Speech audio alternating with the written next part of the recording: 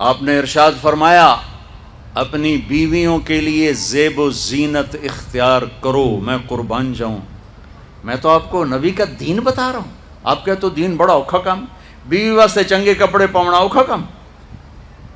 میرے نبی نے کہا اپنی بیویوں کے لیے زیب و زینت اختیار کرو۔ سبحان اللہ۔ عورتوں سے کہا، واہ واہ، قربان جاؤں، اشارتاً ہمیں مردوں کو صراحتاً، عورتوں کو اشارتاً، اپنی بیویوں کے لیے زیب و زینت اختیار کرو۔ بنو اسرائیل میں زنا اس لیے پھیلا کہ مردوں نے بیویوں کے لیے زیب و زینت چھوڑ دی تو وہ غیر مردوں کی طرف مائل ہو گئیں۔ اور پھر عورتوں کو فرمایا کہ خامدوں کے لیے تیار ہو۔ کیسے؟ آپ نے فرمایا جنت کی حور اپنے خامند کے لیے ایسے تیار ہوگی جیسے ام سلمہ میرے لیے تیار ہوتی ہیں۔ سبحان اللہ، سبحان اللہ۔ ابھی عورتوں نے شادی پہ جانا ہو تو بیچارے مرد دی مصیبت آئی ہوندی ہے، اودیاں ترے جتیاں ترٹ جاندیاں نے کپڑے ڈھو ڈھو کے، اور خامند کے لیے تیار ہونا ہو تو انہوں موت پہ جاندی۔ اپنے خامدوں کے لیے تیار ہو ورنہ وہ اور عورتوں کی طرف مائل ہو جائیں گے۔ یہ اس میں خفیہ پیغام ہے۔ میرے نبی حیا والے ہیں، پاکیزہ زبان، پاکیزہ ذات۔ مردوں کو صراحتاً فرما دیا اپنی عورتوں کے لیے تیار ہوا کرو۔ بنو اسرائیل میں اس وجہ سے فحاشی پھیلی۔ اور پھر اشارتاً جنت کی حور اپنے خامند کے لیے ایسے تیار ہوتی ہے جیسے ام سلمہ اللہ کے رسول کے لیے تیار ہوتی ہیں۔ جب حضرت فاطمہ رضی اللہ تعالیٰ عنہ کی شادی ہوئی اور نکاح ہو گیا اور رخصتی 1 ماہ بعد، 2 ماہ بعد، 6 ماہ بعد، 1 سال بعد یا فوراً، یہ ساری روایات ہیں، لیکن زیادہ صحیح ہے کہ کچھ عرصے بعد رخصتی تھی، فوراً نہیں تھی۔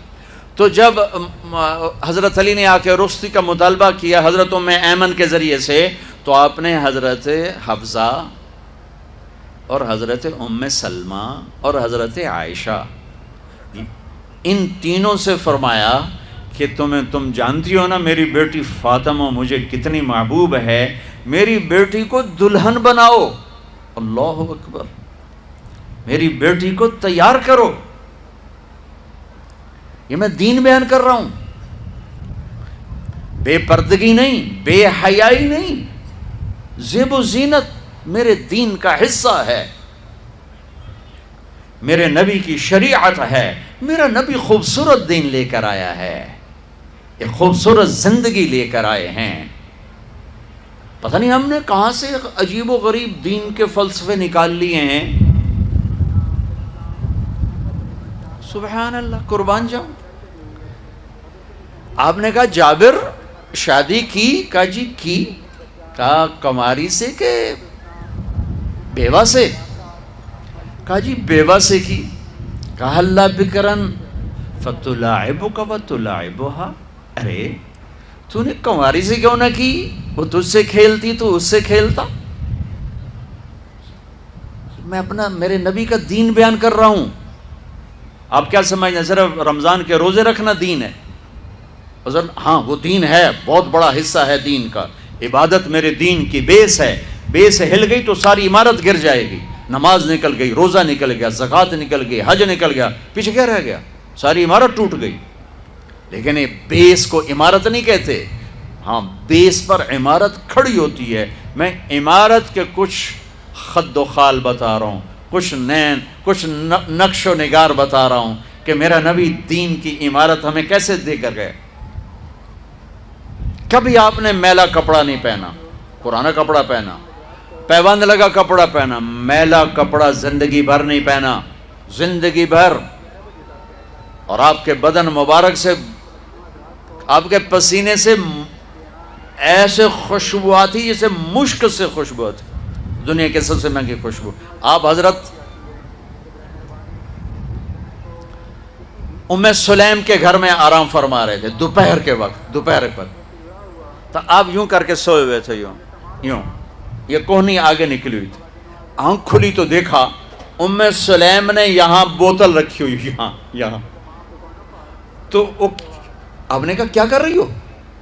تو کیا تھا، چونکہ گرمی، پنکھے تو ہے نہیں، پسینہ یہاں سے نیچے گر رہا تھا، ام سلیم نے نیچے بوتل رکھی ہوئی تھی اور وہ سارا پسینہ اس کے اندر جمع کر رہی تھی. کہا ام سلیم کیا کر رہی ہو؟ کہا یا رسول اللہ یہ آپ کا پسینہ اکٹھا کر رہی ہوں، یہ مشک سے زیادہ خوشبودار ہوتا ہے. میرے نبی نے کبھی گندے کپڑے نہیں پہنے، کبھی میلے کپڑے نہیں پہنے، پرانا پہنا ہے، پیوند لگا پہنا ہے، میلا نہیں پہنا. میرا دین یہ نہیں کہتا کہ ایسی شکل میں آ جاؤ کہ لوگ بھاگنے لگ جائیں. سب سے زیادہ عزت اہمیت دو. شادی کے بعد ماں باپ کا حق پیچھے، بہن بھائیوں کا حق پیچھے، حتیٰ کہ اولاد کا حق بھی پیچھے ہے، اور خاوند کا حق پہلے ہے. بہت سی عورتیں اپنی نادانی کی وجہ سے ماں باپ کے پیچھے لگ کر اپنے خاوند کو چھوڑ دیتی ہیں، خاوند کو ذلیل کر دیتی ہیں. اپنے بچے کے پیچھے لگ کے اپنے بچوں کی وجہ سے اپنے خاوند کو بے عزت کرتی ہیں. بہت سے باپ اپنے بچوں کی وجہ سے بیوی کو بے عزت کرتے ہیں، یا اپنے ماں باپ کی وجہ سے بیوی کو بے عزت کرتے ہیں. یہ سب بے اعتدالیاں میرے معاشرے میں ہیں. اللہ کا واسطہ دیتا ہوں، ایک دوسرے کو عزت دو، رشتوں کو عزت دو. ہر ایک کا اپنا مقام ہے، ہر ایک کو اپنے مقام پر رکھو. ماں باپ کی وجہ سے بیوی کو بے عزت نہ کرو، بیوی کی وجہ سے ماں باپ کو بے عزت نہ کرو، بیوی اپنے ماں باپ کی وجہ سے خاوند کو بے عزت نہ کرے. یہ وہ رشتہ ہے جس میں اولاد بھی نہیں داخل ہو سکتی. اولاد کو بھی پیچھے کیا گیا ہے خاوند اور بیوی کے رشتے میں. اور یہ وہ رشتہ ہے جس سے میرے اللہ نے اپنی نشانیوں میں سے ایک نشانی بتایا ہے. ایک نشانی، من آیاتہ ان خلقکم من تراب. میں ٹپس پڑھتا ہوں آیات کے، ساری آیت نے. میری بہت بڑی نشانی تو میں مٹی سے بنایا. واقعی نشانی ہے نا بھائی؟ ارے بولو. من آیاتہ خلق السماوات والارض. میں نے ایک آیت چھوڑ دی، بعد میں پڑھوں گا. میری بہت بڑی نشانی زمین آسمان کا بننا. واقعی بہت بڑی نشانی. من آیاتہ منامکم باللیل والنہار. میری بہت بڑی نشانی تمہارا سو جانا اٹھنا. واقعی بہت بڑی نشانی. من آیاتہ یریکم البرق خوفا وطمعا. میری بہت بڑی نشانی بادل، بجلی، گرج، بارش. واقعی. من آیاتہ ان تقوم السماء والارض بامرہ. میری بہت بڑی نشانی زمین آسمان کھڑے ہوئے ہیں. من آیاتہ ان یرسل الریاح مبشرات. میری بہت بڑی نشانی کہ گرم ہوائیں ایک دم ٹھنڈی ہو کر بادل لے کر آتی. اب میں وہ آیت پڑھتا ہوں جو میں نے چھوڑ دی تھی، اور جو شاید آپ نے اس اینگل سے کبھی سوچا نہ ہو کہ اللہ کس چیز کو اپنی نشانی کہہ رہا ہے اور کتنی بڑی بڑی نشانیوں میں اس کو لا رہا ہے. میری بہت بڑی نشانی مٹی سے بنایا، میری بہت بڑی نشانی زمین آسمان بنایا، میری بہت بڑی نشانی جاگنے سونے کا سلسلہ بنایا، میری بہت بڑی نشانی بارش، بجلی، گرج، چمک، میری بہت بڑی نشانی زمین آسمان کا تھمے رہنا، میری بہت بڑی نشانی ہواؤں کا بادل لانا. اب سنو، من آیاتہ ان خلق لکم من انفسکم ازواجا لتسکنوا الیہا وجعل بینکم مودۃ ورحمہ ان فی ذلک لآیات لقوم یتفکرون. اللہ اکبر. صرف یہاں یتفکرون کا لفظ اللہ لے کر آئیں کہ غور کرو گے تو پتہ چلے گا نشانی کیا. میرا اللہ کہہ رہا ہے کہ میری بہت بڑی نشانی ہے کہ میں نے خاوند اور بیوی کا رشتہ بنایا. کبھی یہ اس طرف دھیان گیا ہے کہ یہ جو ہم خاوند بیوی بیٹھے ہیں یہ اللہ کی بہت بڑی نشانی؟ کبھی خیال ہے؟ اللہ اکبر. اللہ نے ماں باپ کا رشتہ بنایا، اسے نشانی نہیں کہا. اللہ تعالیٰ نے اولاد کا رشتہ بنایا، اسے نشانی نہیں کہا. اللہ نے دادے پوتے بھی جتلائے، اسے نشانی نہیں کہا.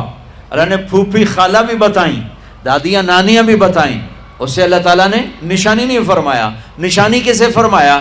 خاوند اور بیوی، یہ میں نے رشتہ بنایا، یہ میری کتنی بڑی نشانی ہے. اس ایک رشتے کو باقی رکھنے کے لیے سینکڑوں آیات ہیں، سینکڑوں آیات. اور طلاق سے نفرت کا اظہار. میرے نبی نے کہا علی طلاق سے بچنا. جب طلاق دی جاتی اللہ کا عرش کانپ اٹھتا ہے. ناجائز طلاق، بے جا، ضرورت کی وجہ سے طلاق لی بھی جا سکتی ہے، دی بھی جا سکتی. یہ میں ایک اضافہ کروں گا. بہت سی بچیاں نہیں گزارا ہو رہا، خاوند بدتمیز ہے یا سسرال ظالم ہیں، وہ کہتی ماں سے میرا گزارا نہیں ہو رہا، میری جان چھڑا دو. نہیں بیٹی، گزارا کرنا ہوگا، صبر کرنا ہوگا، گزارا کرنا ہوگا، یہیں رہنا ہوگا. یہ ماں باپ کا ظلم ہے، یہ ماں باپ کا اپنی اولاد پر ظلم ہے. ہمارا تو زمیندارہ ماحول ہے پنجاب کا. میں نے اپنے ہی خاندان کے بتاتا ہوں، بچیوں پہ ظلم ہوتے دیکھے، پھر ان کی فریادیں بھی سنی، پھر ان کے ماں باپ کا ظلم دیکھا. اتھا ہی رہنا ہے، اتھا ہی گزارا کرنا ہے، بس اساں ایک واری تیرا کر دیتا ہے، ہن اساں کوئی نہیں کرنا، پچھا مڑ کے نہ پیاں میں، جویں کرنا ہی کر، ساڈا کوئی ذمہ نہیں. ماں باپ کہتے ہیں، ماں باپ کہتے ہیں. اور وہ